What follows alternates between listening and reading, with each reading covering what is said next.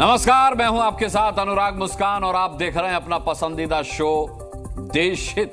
शुरुआत करते हैं आज की कवर स्टोरी के साथ। और कवर स्टोरी क्या है? योगी आदित्यनाथ ने कांवड़ यात्रियों की शुद्धता के लिए आदेश दिया था कि कांवड़ वाले रूट पर दुकानदारों को अपना नेम प्लेट लगवाना होगा, या ये कहें कि सही नाम लिखना होगा। इसी फैसले का विरोध करने वाले इसे सुप्रीम कोर्ट तक ले गए, जिसके बाद आज सुप्रीम कोर्ट ने योगी आदित्यनाथ के फैसले पर बुलडोजर चला दिया।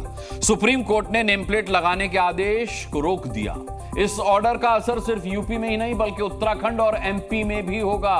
हालांकि कोर्ट अपने आदेश में यह भी कह चुका है कि कांवड़ियों को शाकाहारी और साफ सुथरा खाना मिलना चाहिए और इसकी जिम्मेदारी अधिकारियों को उठानी होगी।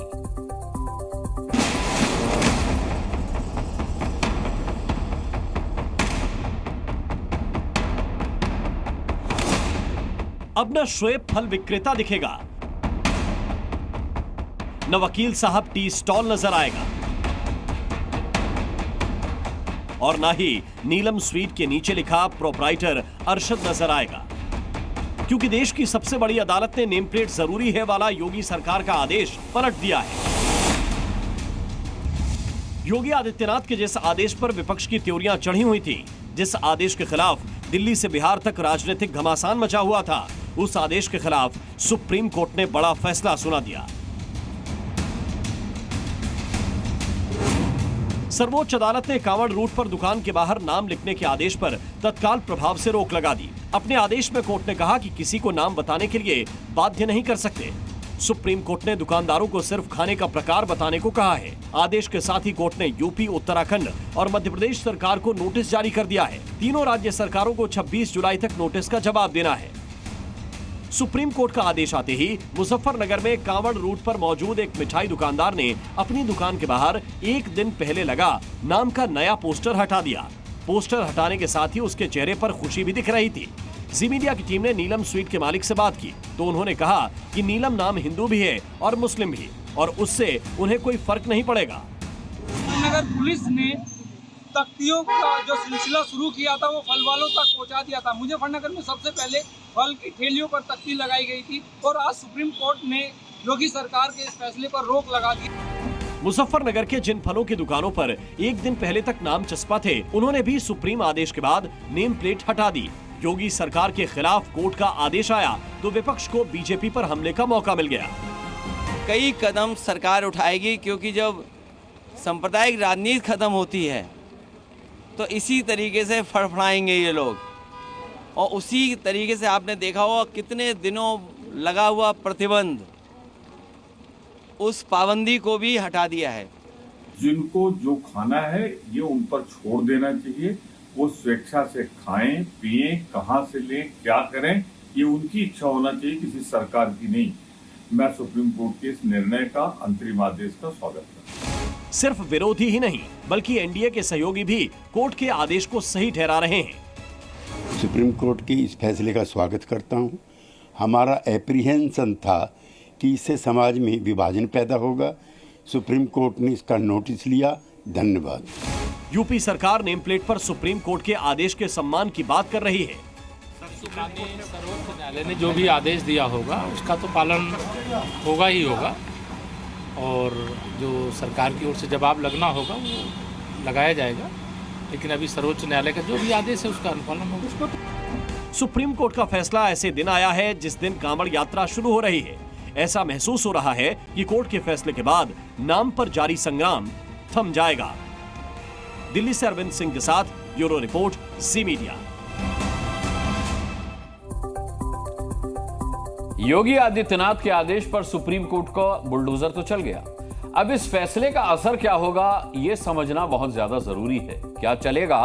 खाने की दुकान है तो सिर्फ मेन्यू प्लेट चलेगा या क्या नहीं चलेगा? नेम प्लेट नहीं चलेगा मतलब नाम लिखने की जरूरत नहीं है। सुप्रीम कोर्ट के आदेश के बाद क्या पता चलेगा? खाना वेज है या नॉन वेज है? क्या पता नहीं चलेगा? दुकानदारों का धर्म पता नहीं चलेगा। इसी पर याचिकाकर्ताओं को आपत्ति थी, जिसके बाद कोर्ट ने फैसला दिया। इस फैसले पर कांवड़ यात्रा रूट के दुकानदारों की क्या राय है, अब जरा ये सुन लीजिए।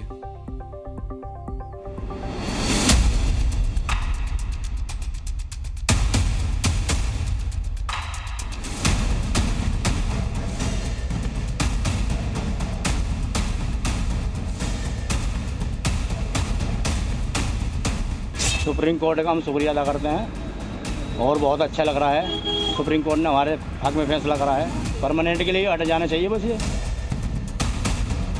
जो ऑर्डर उन्होंने पास किया, उसकी सबसे अच्छी खुशी है। सुप्रीम कोर्ट की मर्जी है, लेकिन हमने सबने लिखवा रखा, ये अच्छी बात है लिखवाना। देखो जो सरकार चाहेगी वही होता है भाई। हम इससे भी खुश थे, बात माने उन्होंने कहा नाम लिखो, नाम लिखने में क्या दिक्कत है। हम तो बिल्कुल अपनी निगाह से एक सार देखते, हम सबको एक सार मानते हैं। नाम को हिंदू मुस्लिम को रखते, हम तो कावड़ियों की सेवा के लिए बैठे हैं, हमें कोई दिक्कत वाली बात नहीं है। अब देखिए, सुप्रीम कोर्ट ने तो कह दिया कि दुकानदारों को नेम प्लेट लगाने की जरूरत नहीं है, लेकिन बागेश्वर बाबा ने तो अल्टीमेटम दे दिया है, वो भी टाइम के साथ। अब इसका क्या किया जाए? बागेश्वर धाम चलाने वाले धीरेन्द्र कृष्ण शास्त्री की चेतावनी किसके लिए है, और क्या कोर्ट की रोक के बाद भी वो दुकानदारों का नेम प्लेट जबरन लगवाएंगे? देखिए इस रिपोर्ट में।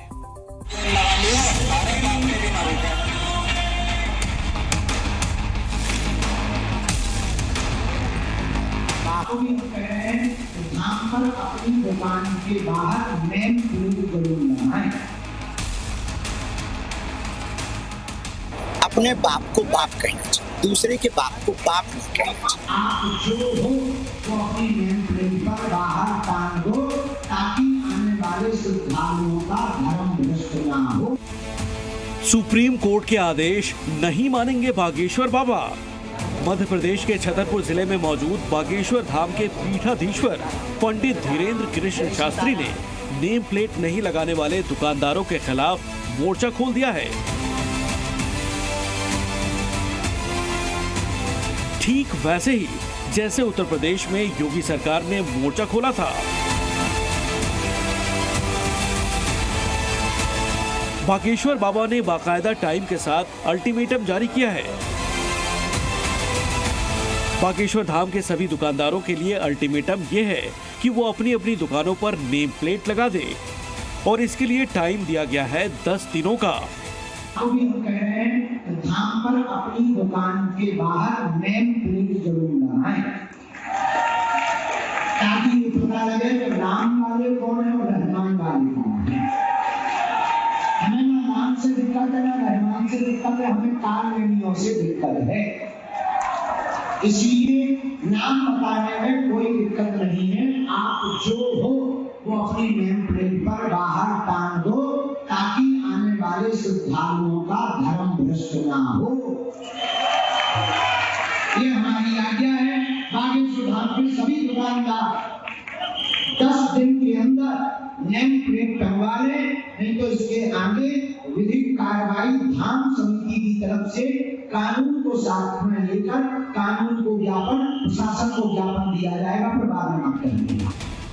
बागेश्वर बाबा चेतावनी देते हुए कह रहे हैं कि वो कानून के मुताबिक कार्रवाई करेंगे, लेकिन सुप्रीम कोर्ट ने तो नेम प्लेट वाले आदेश पर ही रोक लगा दी। फिर चेतावनी कैसी, और 10 दिनों की समय सीमा किस लिए? हमारा उद्देश्य मांग के नाम रखने से कोई बड़ी बात नहीं, पर सत्य सामने आना चाहिए। अपने बाप को बाप कहना चाहिए, दूसरे के बाप को बाप नहीं कहना चाहिए, ताकि समाज में किसी भी प्रकार से झूठा प्रतिष्ठित ना हो और कोई भी व्यक्ति गुमराह ना हो। धीरेन्द्र शास्त्री चाहे जो भी तर्क दे दें, लेकिन भारत में होगा वही जो संविधान कहेगा, और संविधान को ही भगवान मानने वाले सर्वोच्च न्यायालय ने अपना फैसला सुना दिया है। दुकानदारों के लिए नेम प्लेट लगाना अनिवार्य नहीं है। ब्यूरो रिपोर्ट, जी मीडिया। नेम प्लेट के मुद्दे को लेकर दुकानदारों से लेकर मुस्लिम समाज तक के लोगों ने अपनी नाराजगी जताई। सियासी संग्राम छिड़ा, जुबानी जंग हुई, लेकिन सुप्रीम कोर्ट के आदेश के बाद पहली बार कांवड़ियों ने भी अपनी बात रखी। जी न्यूज ने हरिद्वार की हर की पैड़ी से उत्तर प्रदेश के मुजफ्फरनगर तक 85 किलोमीटर तक का सफर करके आपके लिए ये एक्सक्लूसिव रिपोर्ट तैयार की है, और हमारी टीम ने ग्राउंड जीरो पर कांवड़ियों के मन की बात जानी है।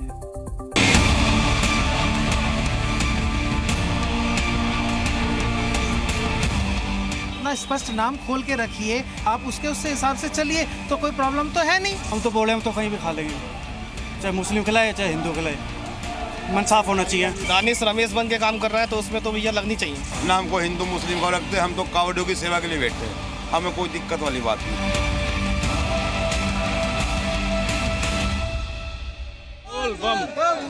सावन का पहला सोमवार कांवड़िए गंगाजल लेकर शिवालयों की ओर निकल पड़े हैं। रास्ते में उन्हें कई दुकानदार मिले जिन पर योगी सरकार के फैसले का असर दिखा था, लेकिन सुप्रीम कोर्ट के एक आदेश के बाद फिलहाल ये दुकानदार अपनी दुकानों से अपनी सही पहचान को वापस तय कर रहे हैं, जबकि कांवड़ यात्रा कर रहे कांवड़ियों को जैसे ही सुप्रीम कोर्ट के आदेश की जानकारी मिली तो उन्होंने क्या कहा, आप भी जानिए। देखना पड़ता है क्योंकि उसमें कुछ भी हो सकता है। हाँ। हमारी कावड़ भंग भी हो सकती है। अच्छा। हाँ, इसलिए देखना पड़ता है ये हिंदू की है कि मुस्लिम की है। मैं इस वाकया को पूरी तरह से गलत देखता हूँ। तो हमारे योगी साहब ने जो निर्णय लिया है वो बिल्कुल सही निर्णय लिया है। हमारे सनातनी भाई हों, सनातन धर्म के हों, और हम उन्हीं के पास जो है चाय पानी लेना चाहेंगे। हिंदू मुस्लिम की लड़ाई ज्यादा हो रही है, इसका मेन कारण है हमें भाईचारा बनाकर रखना चाहिए, सब इससे बढ़िया होगा। यानी 99% का जवाब आया कि वो हिंदू ढाबा संचालक के यहाँ जाकर ही खाना बेहतर समझते हैं और इसके लिए उन्हें ढाबा संचालक का नाम पता होना चाहिए। आपको बता दें कि कांवड़ियों के खाने पीने वाली दुकानों पर नेम प्लेट जरूरी होने के आदेश पर सुप्रीम कोर्ट ने शुक्रवार तक रोक लगाई है। जी न्यूज की टीम जब मुजफ्फरनगर पहुंची तो मैंगलोर जा रही कांवड़ टोलियां भी मानती हैं कि इस दौरान ये प्याज लहसुन वाला खाना नहीं खा सकते, लिहाजा ये भी हिंदू ढाबों पर ही जाना बेहतर समझते हैं। हम यही चाहेंगे कि हमारे सनातनी भाई हों, सनातन धर्म के हों, और हम उन्हीं के पास जो है चाय पानी लेना चाहेंगे। जबकि यहाँ मुजफ्फरनगर के शिव शक्ति ढाबे पर कांवड़िए जलपान कर रहे हैं और मानते हैं कि ये कहीं और खाएंगे पिएंगे तो इनका कांवड़ खंडित हो जाएगा। लिखा होना चाहिए जिससे कि पता लगे कि हिंदू का है या मुस्लिम का है, ताकि उसमें लहसुन प्याज मिला देते हैं मुस्लिम लोग, उसमें पता नहीं चल पाता है कि हिंदू का है या मुस्लिम। उसमें कावड़ियों की कावड़ भी खंडित हो सकती है। तो ये आप देखिए, ये यहाँ पर मुजफ्फरनगर में हम लोगों के साथ यहाँ पर तस्वीरों में आप देख सकते हैं कि यहाँ पर दर्जनों कावड़िए हैं जो लगातार यहाँ पर जलपान कर रहे हैं और लगातार जो अपना लंबा सफ़र है उस लंबे सफ़र के बीच में यहाँ पर चाय वगैरह पी रहे हैं। अब सुप्रीम कोर्ट में यूपी सरकार के जवाब दाखिल करने का इंतजार है, क्योंकि अभी तो कांवड़ यात्रा शुरू हुई है और सावन का पूरा महीना बाकी है। मुजफ्फरनगर से शिवांक मिश्रा के साथ ब्यूरो रिपोर्ट, जी मीडिया। अब आपको बताते हैं कि कांवड़िए कितने प्रकार के होते हैं, किस तरह की कांवड़ वो लेकर के चलते हैं। देखिए, डाक कांवड़ क्या होती है? इस तरह के कांवड़िए बिना रुके चलते हैं। इनकी यात्रा तभी पूरी होती है जब ये शिवालय पहुंचकर जलाभिषेक कर लेते हैं। फिर एक होती है खड़ी कांवड़। ऐसे कांवड़ियों को कहा जाता है जिसमें जब एक कांवड़िया थक जाता है तो दूसरा उसकी मदद करता है। ऐसी यात्रा कई कांवड़िए मिलकर करते हैं। और फिर होती है दांडी कांवड़। ये ऐसे कांवड़िए होते हैं जिनकी यात्रा सबसे कठिन होती है। खास बात यह है कि ये जल लेकर शिवालय तक दंडवत करते हुए पहुंचते हैं। और इसके अलावा सामान्य कांवड़ होती है जो अपनी यात्रा को आराम से पूरा करते हैं, लेकिन ये जमीन पर कांवड़ नहीं रख सकते। ये होती हैं कांवड़। चलिए आगे बढ़ते हैं, अगली खबर का रुख करते हैं। आज सावन का पहला सोमवार है। देश के शिव मंदिरों में शिव भक्तों का हुजूम उमड़ पड़ा है। पूरा देश शिवमय हो गया है। सुबह मंदिर के कपाट खुलने से पहले ही दर्शन करने वालों की लंबी कतारें लग गई थी। काशी में जलाभिषेक करने पहुंचे कांवड़ियों पर लोगों ने पुष्प वर्षा की, तो मथुरा के मंदिरों में कृष्ण भक्ति के साथ साथ शिव भक्ति का अद्भुत संगम हो रहा था।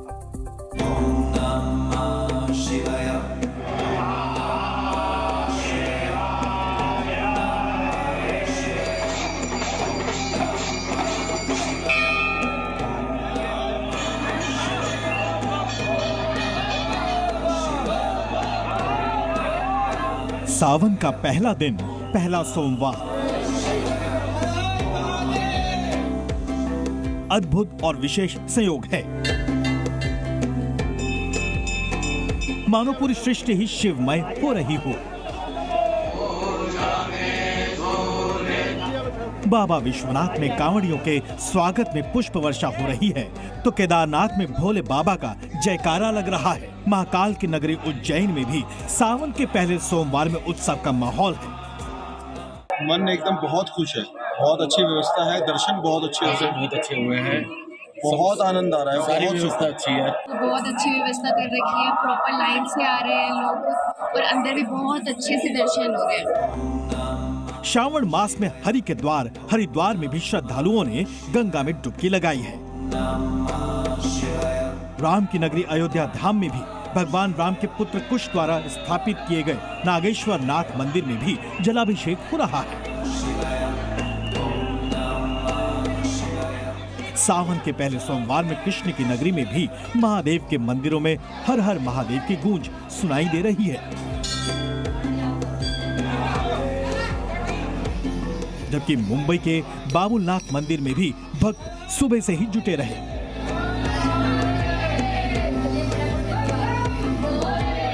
दिल्ली, नोएडा के मंदिरों में भी आज शिवालयों में भक्तों का जमावड़ा रहा। ग्वालियर में तो सुबह सूरज की पहली किरण से पहले ही श्रद्धालु मंदिरों में जुट गए।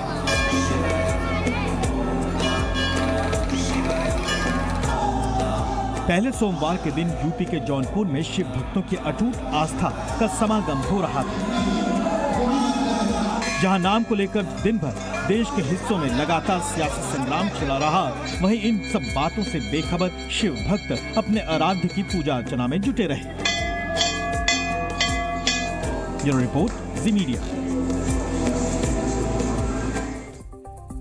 शिव का नाम जपते जपते जब कांवड़ यात्री बाबा के धाम तक जाते हैं तो आस्था के भाव उमड़ते हैं, लेकिन इन्हीं कांवड़ यात्रियों में जब कोई हिंसा करता है, जरा जरा सी बात पर मारपीट करता है, कमजोरों पर हाथ उठाता है, तो आस्था के भाव नफरत में बदल जाते हैं। उत्तर प्रदेश के मुजफ्फरनगर में कांवड़ियों ने ऐसा हिंसक उत्पात मचाया जिसे देखने के बाद महादेव भी क्रोधित हो गए होंगे और कह रहे होंगे कि हमें ऐसे हिंसक भक्त नहीं चाहिए।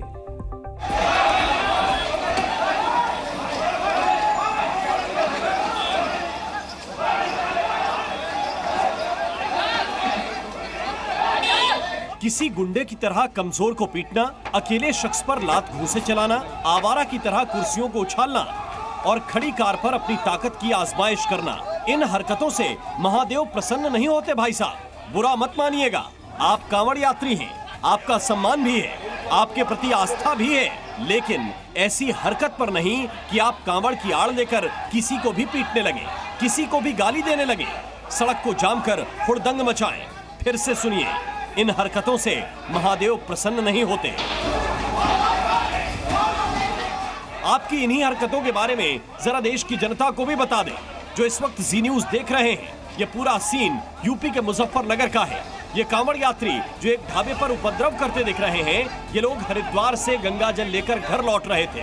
मुजफ्फरनगर में इस ढाबे के पास गुजर रही एक कार गलती से कांवड़ियों को छूकर निकली। कोई चोट नहीं लगी, किसी को कुछ नहीं हुआ, लेकिन बाबा के इन तथाकथित भक्तों ने आरोप लगाया कि कांवड़ खंडित कर दी गई और उसके बाद ये लोग हिंसा पर उतर आए। दूसरी ओर पुलिस का दावा है कि कांवड़ खंडित होने जैसी कोई बात ही नहीं है। कांवड़िया थे, उन्होंने उस गाड़ी को ओवरटेक किया और इस लक्ष्मी ढाबे के पास रोककर उनके साथ मार पिटाई की। कांवड़ियों से वार्ता के क्रम में कांवड़ियों ने यह नहीं बता पाए कि किसी कांवड़ खंडित हुई थी। बहरहाल उन्होंने अंतर्गत कांवड़ खंडित न होने की पुष्टि की और वो वार्ता क्रम में अपने गंतव्य स्थान के लिए निकल गए। सुना आपने, किसी की कांवड़ खंडित नहीं हुई, लेकिन फिर भी एक निर्दोष व्यक्ति के मान सम्मान और उसके वाहन को खंडित कर दिया गया।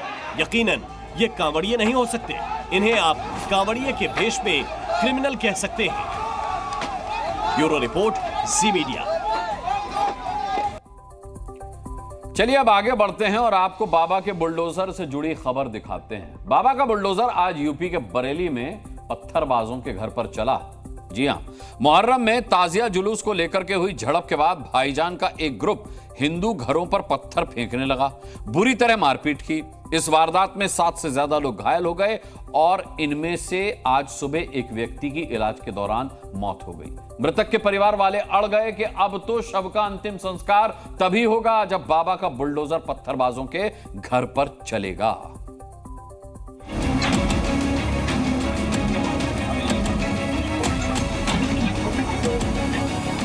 ये बख्तावर का घर है,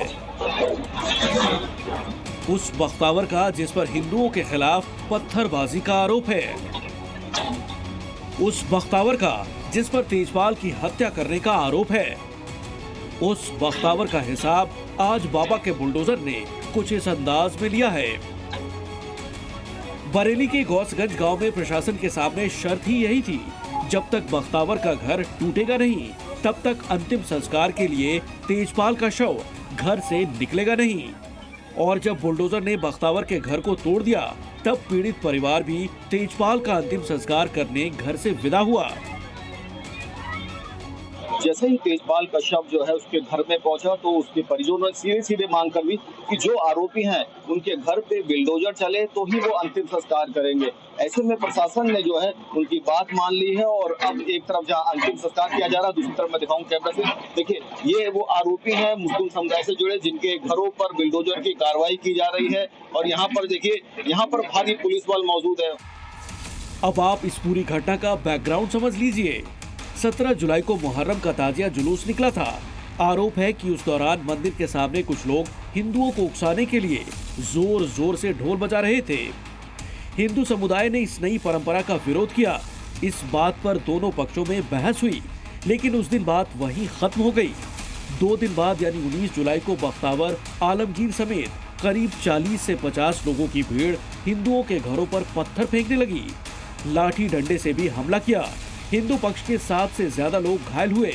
आज तड़के करीब 3:30 बजे इलाज के दौरान गौसगंज के पूर्व प्रधान हीरा लाल के बेटे तेजपाल की मौत हो गई। जैसे लड़ाई हुई थी मोहर्रम के चक्कर में लड़ाई हुई थी। फिर जो है मोहर्रम तो चले गए वहाँ पर। दूसरी रात की बात यह है कि लाइट मार रहे थे महिलाओं के ऊपर। गौसगंज में तनाव को देखते हुए भारी संख्या में पुलिस बल तैनात है। अब तक 37 आरोपियों को गिरफ्तार किया जा चुका है, जिनमें पत्थरबाज आलमगीर भी शामिल है, जिसे मुठभेड़ के दौरान पुलिस ने पैर में गोली मारी थी। करीब 60 लोगों पर पुलिस ने FIR दर्ज की है। राजस्व विभाग ने 16 आरोपियों के घर पर क्रॉस के निशान लगाए हैं, जो अवैध पाए गए और जिस पर बुलडोजर एक्शन होना है। इसकी शुरुआत मुख्य आरोपी बख्तावर के घर से हुई है। पुलिस अब उन आरोपियों की तलाश में है जो घर छोड़कर फरार हैं, लेकिन बुलडोजर ने बरेली के गौसगंज में पत्थरबाजों के मकान ढूंढ लिए हैं। आज एक घर गिरा है, आने वाले दिनों में कई और घर गिरेंगे। बरेली से अजय कश्यप के साथ ब्यूरो रिपोर्ट, जी मीडिया। चलिए आगे बढ़ते हैं और बात अब संसद के मॉनसून सत्र की जाए, जहां सत्ता पक्ष और विपक्ष जमकर एक दूसरे पर बरसे। सत्र शुरू होने से ठीक पहले प्रधानमंत्री नरेंद्र मोदी ने विपक्ष के रवैये पर सवाल उठाया, तो संसद के भीतर विपक्षी दलों ने शिक्षा मंत्री को नीट जैसे मुद्दे पर क्लीन बोल्ड करने की कोशिश की। जुबानी जंग अभी से इतनी धारदार हो गई है कि कल पेश होने वाले बजट के बाद मॉनसून सत्र में और हंगामा होने के आसार बढ़ गए हैं। सवाल यह है कि देश हित में हंगामा जरूरी है या सदन के भीतर कामकाज। 2 घंटे तक देश के प्रधानमंत्री का गला घोंटने का, उनकी आवाज को रोकने का, उनकी आवाज को दबाने का लोकतांत्रिक परंपराओं में कोई स्थान नहीं हो सकता। मंत्री जी ने सुप्रीम कोर्ट की बात करी, प्रधानमंत्री की बात करी, मगर वो ये नहीं बता पा रहे हैं कि वो इसके बारे में क्या कर। तो ये सरकार किसी और का रिकॉर्ड बनाए ना बनाए, लेकिन पेपर लीक का रिकॉर्ड जरूर ये सरकार बनाएगी। सावन का पहला सोमवार और संसद में मॉनसून सत्र में फिर महासंग्राम, यानी दुनिया इधर से उधर हो जाए, सत्ता पक्ष और विपक्ष के बीच की जुबानी जंग यूं ही चलती रहेगी। बजट सत्र शुरू होने से पहले ही पीएम मोदी ने विपक्ष पर तीखा हमला बोला। इशारों में अभी से ही 2029 के लिए तैयार रहने को कह दिया। जनवरी 29 जब चुनाव का वर्ष होगा, आप उसके बाद जाइए मैदान में, सदन का भी उपयोग करना है कर लीजिए। वो 6 महीने जो खेल खेलने खेल लीजिए, लेकिन तब तक सिर्फ और सिर्फ देश के गरीब। लेकिन आज सत्र शुरू होते ही सत्ता पक्ष और विपक्ष अलग अलग मुद्दों पर एक दूसरे की घेराबंदी करते रहे। नीट परीक्षा के मुद्दे पर तो दोनों पक्षों के बीच ऐसी गुत्थम-गुत्था हुई जो थमने का नाम नहीं ले रही। The minister has blamed everybody except himself, right? I don't even think he understands the fundamentals of what is going on here. चिल्लाने से सच झूठ नहीं हो जाएगा साहब। ये जो कहा गया देश की अभी की एग्जामिनेशन सिस्टम रबिश है सर, इससे दुर्भाग्यजनक बयान देश के नेता प्रतिपक्ष का कुछ नहीं हो सकता है। अध्यक्ष महोदय, ये सरकार किसी और का रिकॉर्ड बनाए ना बनाए, लेकिन पेपर लीक का रिकॉर्ड जरूर ये सरकार बनाएगी। There is no evidence of paper leak in last 7 years on any numbers. वित्त मंत्री निर्मला सीतारमण ने आज सदन में आर्थिक सर्वेक्षण पेश किया तो संसद के बाहर भी विपक्ष हमलावर हो गया। देश के सामने जो आर्थिक सर्वेक्षण है वो स्पष्ट है। जिस तरीके से भ्रष्टाचार बढ़ रहा है, बेरोजगारी बढ़ रही है, जिस तरीके से आमदनी अठन्नी खर्चा रुपया हो गया है, हर चीज़ का दाम दुगना हो चुका है, केंद्र सरकार उसको कंट्रोल करने में नाकामयाब रही है। बजट सत्र में सरकार को कई अहम बिल पास कराने हैं, जिनमें डिजास्टर मैनेजमेंट संशोधन विधेयक, भारतीय वायुयान विधेयक और बॉयलर्स विधेयक जैसे महत्वपूर्ण विधेयक हैं, जिसके तहत आजादी के पहले के कानून को हटाकर मौजूदा हालात के मुताबिक नए नियम लाना है। साथ ही लोकसभा चुनाव के बाद पूर्णकालीन बजट भी पेश करना है। जाहिर है बजट के बाद एक बार फिर संसद में संग्राम नए चरम पर होगा। ब्यूरो रिपोर्ट, जी मीडिया। और देश हित में अब बात एक ऐसी डिमांड की जो पूरी नहीं हो सकी।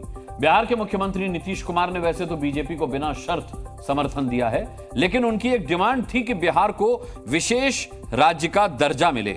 लेकिन अब उनकी ये मांग एनडीए सरकार में तो पूरी नहीं हो सकती। 2012 की एक रिपोर्ट का हवाला देकर बिहार को विशेष राज्य का दर्जा देने के फैसले पर मोदी सरकार ने विराम तो लगा दिया, लेकिन इस फैसले से नए विरोध को जन्म जरूर मिल सकता है। अब बिहार का भी तो सब काम हो ही जाएगा, जो कुछ भी बचा हुआ है उसको ही कर देंगे। सबसे पुराना इलाका है। मुख्यमंत्री नीतीश कुमार का भरोसा फिलहाल एनडीए सरकार ने तोड़ दिया है। पिछले महीने एनडीए संसदीय दल की बैठक में पीएम मोदी के सामने नीतीश कुमार ने इशारों में विशेष राज्य का दर्जा की डिमांड रखी थी, लेकिन 1.5 महीने बाद अब सरकार ने संसद में बता दिया है कि बिहार को विशेष राज्य नहीं बना सकते। दरअसल संसद में जेडीयू के सांसद रामप्रीत मंडल ने सरकार से सवाल पूछा था, जिस पर वित्त राज्य मंत्री पंकज चौधरी ने जवाब दिया कि बिहार को विशेष राज्य का दर्जा देना संभव नहीं है। बिहार उस कसौटी को पूरा नहीं करता जो विशेष राज्य के लिए चाहिए। संसद के अंदर वित्त राज्य मंत्री ने मार्च 2012 की रिपोर्ट का हवाला दिया। तत्कालीन यूपीए सरकार के मंत्री समूह ने अपनी रिपोर्ट में कहा था कि बिहार विशेष राज्य का दर्जा हासिल करने वाले मापदंड में फिट नहीं बैठता। पिछली सरकार की रिपोर्ट के आधार पर बिहार को विशेष राज्य का दर्जा नहीं मिलने वाला। एक दिन पहले हुई सर्वदलीय बैठक में जेडीयू, एलजेपी और आरजेडी ने भी रक्षा मंत्री राजनाथ सिंह के सामने बिहार को विशेष राज्य का दर्जा देने की मांग रखी थी। बिहार के लिए देश के प्रधानमंत्री नरेंद्र मोदी ने 2015 में 1.25 लाख करोड़ का पैकेज दिया और 2 लाख करोड़ ऊपर खर्च हुआ। खजाना का पिटारा खोल दिया जाएगा, बिहार में विकास रुकेगा नहीं। किसी राज्य को विशेष राज्य का दर्जा कैसे मिलता है और उसके लिए कौन सा पैमाना तय है, अब ग्राफिक के जरिए समझिए। ऐसे राज्य जो सामाजिक, आर्थिक और भौगोलिक रूप से पिछड़े हों, पहाड़ी और कठिन भूभाग वाले राज्य हों, कम जनसंख्या घनत्व या बड़ी आबादी आदिवासी हो, पड़ोसी देशों की सीमा से लगे रणनीतिक स्थान हो, आर्थिक इंफ्रास्ट्रक्चर में पिछड़ापन हो, राज्य का खर्च कमाई से कहीं ज्यादा हो। विशेष राज्य का दर्जा नहीं देने के एनडीए सरकार के फैसले पर आरजेडी ने केंद्र सरकार के साथ साथ नीतीश कुमार को भी घेर लिया है। नीतीश कुमार ने कहा था कि दिलाएंगे, सेपा करें दे विशेष राज्य का दर्जा लेकर रहेंगे। बिहार को विशेष राज्य का दर्जा देने की मांग साल 2005 से ही उठ रही है। पहली बार मुख्यमंत्री बनते ही नीतीश कुमार ने केंद्र सरकार से बिहार के लिए ये मांग की थी। लोकसभा चुनाव के बाद जेडीयू ने विशेष राज्य का दर्जा देने की मांग दोहराई थी, लेकिन केंद्र सरकार ने साफ कर दिया है कि बिहार को विशेष राज्य बनाने का कोई इरादा नहीं है। हाँ, ये हो सकता है कि बजट में या फिर बजट से अलग बिहार के लिए कोई विशेष पैकेज जारी कर दिया जाए। ब्यूरो रिपोर्ट, जी मीडिया। आगे बढ़ते हैं और अब बात करते हैं बाढ़ और बारिश के तांडव की। बाढ़ और बारिश के तांडव की वजह से बर्बादी की नई नई तस्वीरें लगातार सामने आ रही हैं। देश के भीतर ही शहर के शहर जलमग्न होते दिख रहे हैं। गुजरात के सूरत की तो पूरी की पूरी सूरत ही बदल गई।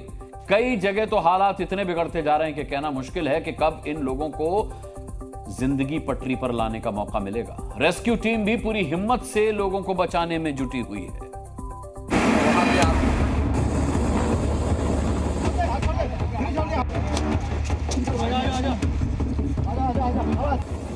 गरजते बादलों से आफत जमीन पर बरसी और बाढ़ में यहां ये 3 लोग फंस गए। गुजरात के द्वारका से आई ये तस्वीरें डरा रही हैं। इनकी मदद के लिए खुद सेना को रेस्क्यू ऑपरेशन चलाना पड़ा है। उत्तराखंड में बीते 24 घंटे से लगातार बारिश हो रही है।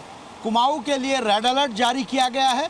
खास तौर पर नैनीताल, उधम सिंह नगर और चंपावत, बागेश्वर में भारी से बहुत भारी बारिश का रेड अलर्ट है। देवभूमि में भी हाहाकारी तस्वीरें विकराल रूप ले रही हैं। उत्तराखंड के देहरादून में भारी बारिश की वजह से रिहायशी इलाकों में पानी भर गया है। यहाँ भी कुछ लोग पानी में फंस गए थे, जिसके बाद इनको रेस्क्यू टीम बचाने आई।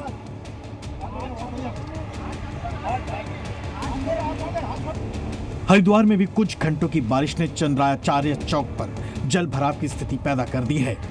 उत्तराखंड के कई इलाकों में लैंडस्लाइड से मुसीबतें खड़ी हो गई हैं। गंगोत्री नेशनल हाईवे भी बिशनपुर, नेताला और मनेरी के पास भूस्खलन की वजह से बंद है। पहाड़ से गिरे मलबे की वजह से वहां सड़क का नामो निशान मिट गया है। बारिश ने सूरत में बरसकर यहाँ की पूरी सूरत बिगाड़ दी है। बाढ़ जैसे हालात बन गए हैं।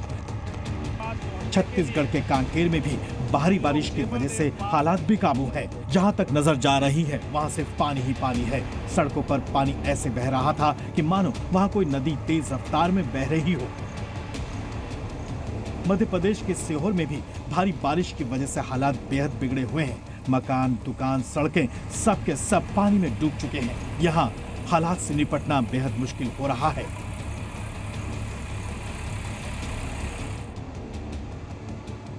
मध्य प्रदेश के सिवनी में भी भारी बारिश की वजह से सड़कें तालाब बन चुकी हैं। हालत ये हो गई है कि सड़कों पर भरा पानी मकानों के भीतर घुस रहा है।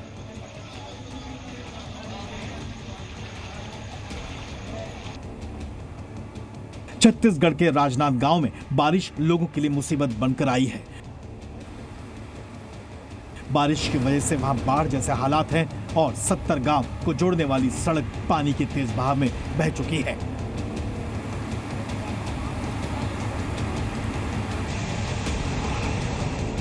उत्तर प्रदेश के मुरादाबाद में भी बारिश लोगों के लिए आफत साबित हुई है। सड़कों पर कई फीट पानी भर आया है, जिससे लोगों की परेशानी बढ़ चुकी है। यहां आने जाने पर ही ब्रेक लग गया है। ब्यूरो रिपोर्ट, जी मीडिया। आगे बढ़ते हैं और बात करते हैं पाकिस्तान की। पाकिस्तान एक ऐसा मुल्क है जिसे समय समय पर ट्रीटमेंट चाहिए होता है। एक बार 1965, दूसरी बार 1971 और फिर 1999 में उसका ट्रीटमेंट भारत ने बहुत अच्छी तरह से किया था। इसके बाद 2016 में सर्जिकल स्ट्राइक और 2019 में एयर स्ट्राइक की।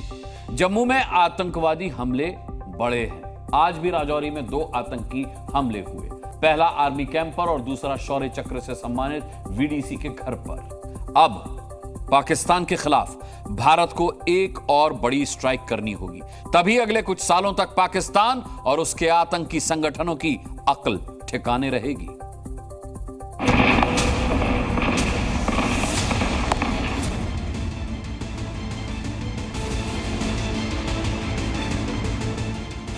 पुरी जैसा आतंकी हमला नाकाम, आतंकियों का पठानकोट प्लान फेल। अब बहुत हो गया, बर्दाश्त की भी एक हद होती है।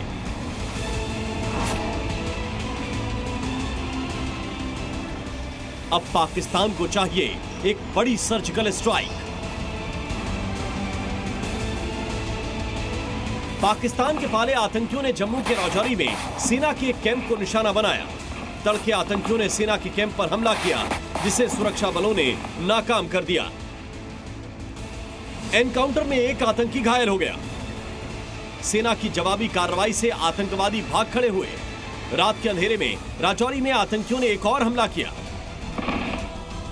शौर्य चक्र से सम्मानित विलेज डिफेंस कमेटी के सदस्य पुरुषोत्तम लाल के घर पर फायरिंग की। हमले में वीडीसी पुरुषोत्तम लाल के चाचा घायल हो गए।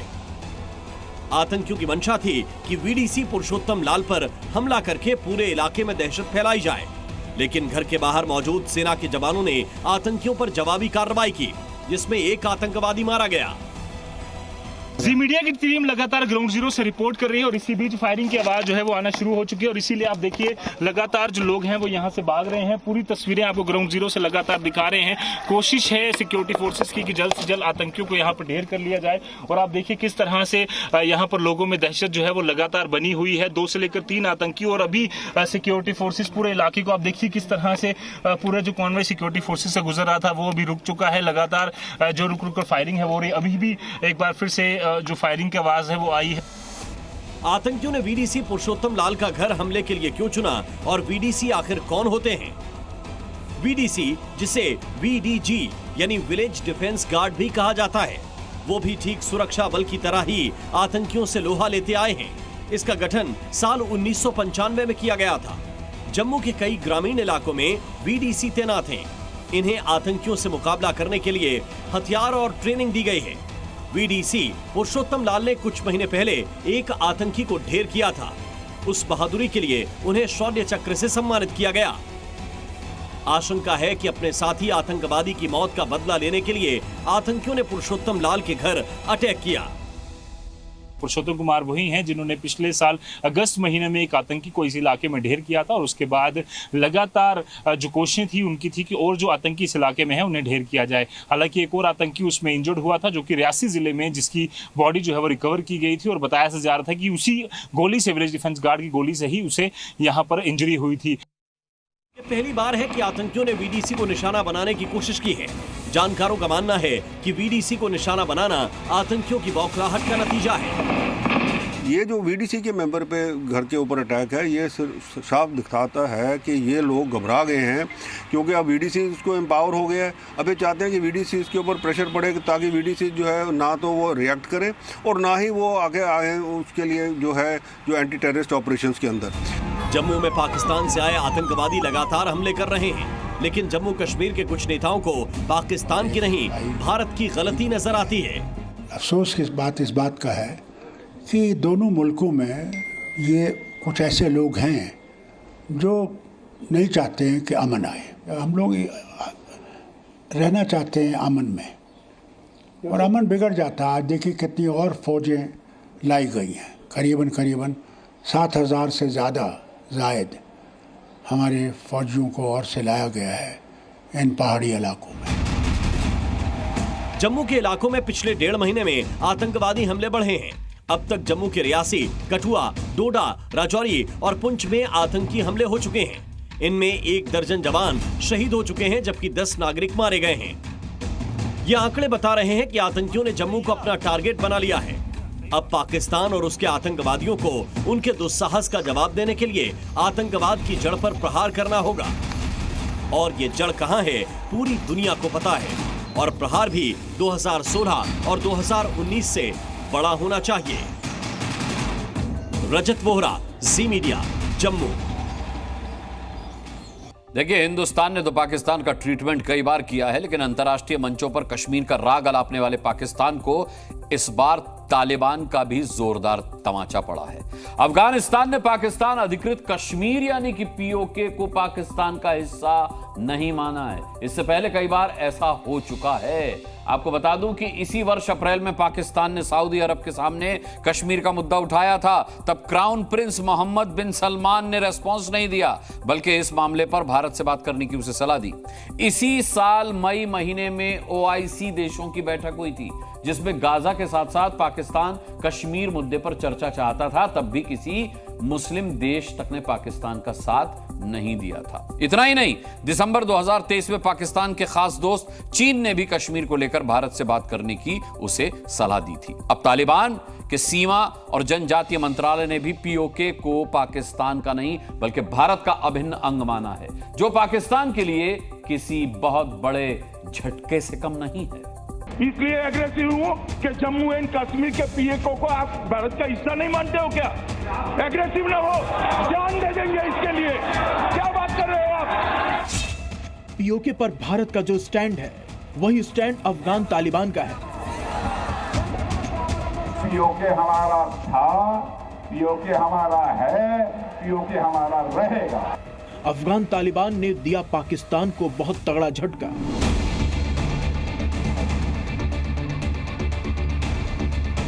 तालिबान पीओके को पाकिस्तान का हिस्सा ही नहीं मानता है। अफगानिस्तान में जिस तालिबान की सरकार बनने पर पाकिस्तान खुशी से झूम रहा था, पाकिस्तान से बधाइयां दी जा रही थी, उन्हीं अफगान तालिबान ने पाकिस्तान को 440 वोल्ट का झटका दिया है। पाकिस्तान कब्जे वाले कश्मीर पर अपना हक जताता था और पूरे कश्मीर को लेकर अंतर्राष्ट्रीय मंचों पर राग अलापता है, लेकिन उसी के पड़ोसी देश अफगानिस्तान ने कब्जे वाले कश्मीर को पाकिस्तान का हिस्सा मानने से ही इनकार कर दिया है। अफगानिस्तान ने 3 दशक बाद अंतर्राष्ट्रीय सीमाओं को निर्धारित किया, जिसमें अफगानिस्तान ने ताजिकिस्तान, पाकिस्तान, जम्मू कश्मीर की सीमाएं तय की है। अफगानिस्तान ने पीओके को जम्मू कश्मीर यानी भारत का हिस्सा माना है।